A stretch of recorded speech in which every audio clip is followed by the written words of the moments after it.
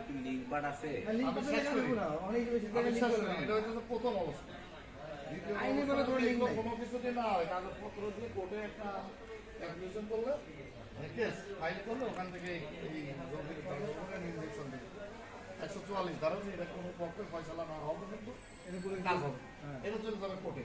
আর যদি স্থানীয় ভাবে আমি প্রথম চেষ্টা করবো স্থানীয় চারটা না কেমনে করবো থাকে না কেউ তো নাই। বাবা, স্থানীয় মাতব্বর আছে না, যেমন এখানে আছে না। এই যে ঘটনা হয়েছে এই বাউন্ডারিগুলো দেখেন, এই বাউন্ডারিগুলো আগেই দেওয়া আছে।